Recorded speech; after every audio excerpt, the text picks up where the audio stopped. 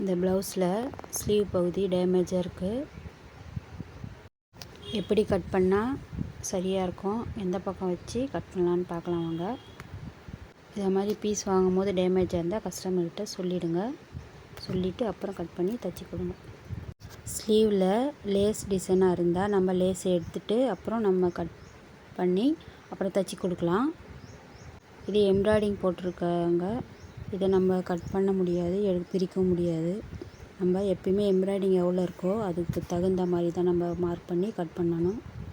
துணி லென்த்தாக இருந்தாலும் பரவாயில்ல, அதெல்லாம் நம்ம மார்க் பண்ண தேவையில்ல. எவ்வளோ அளவு இருக்கோ எம்ப்ராய்டிங் போட்டிருக்காங்க டிசைன் அப்படின்னு பார்த்துட்டு நம்ம அதுக்கு தகுந்த மாதிரி மடித்து கட் பண்ணலாம். மீதி பீஸ் எல்லாம் நம்ம ஜாயின் பண்ணி தைச்சிக்கலாம். பாருங்கள், நான் எந்த அளவு இருக்கோ அதை மட்டும்தான் மார்க் பண்ணுவேன். எக்ஸ்ட்ரா துணி எவ்வளோ இருந்தாலும் அதை மார்க் பண்ண தேவையில்ல. நம்ம இதை மாதிரி வச்சு மார்க் பண்ணோன்னா கட் பண்ணும் போது சரியாக இருக்கும். கை சுற்றளவும் கரெக்டாக வரும். இந்த எக்ஸ்ட்ரா பீஸ் எல்லாம் கட் பண்ணிவிட்டு நம்ம ஜாயின் பண்ணும் போது லெவலாக வச்சு அப்போ தைச்சி பார்த்தோன்னா நமக்கு சரியாக இருக்கும்.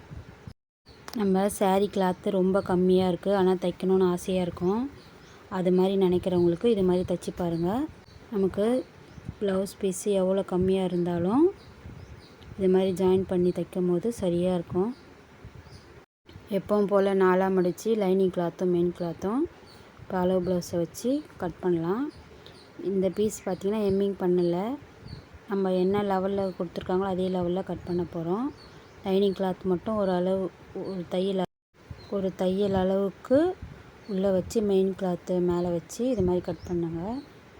நம்ம பேக் சைடு ஃப்ரண்ட் சைடு 2 பக்கம் மார்க் பண்ணி கட் பண்ணுவோம். ஆனால் லைனிங் கிளாத்தில் மட்டும் பேக் சைடு மார்க் பண்ணால் போதும். இது டேமேஜ் பீஸுன்றதுனால நம்ம எந்த சைடு வரும்னு நம்ம தைக்கும் போது சரி செஞ்சு அப்புறம் கட் பண்ணிக்கலாம்.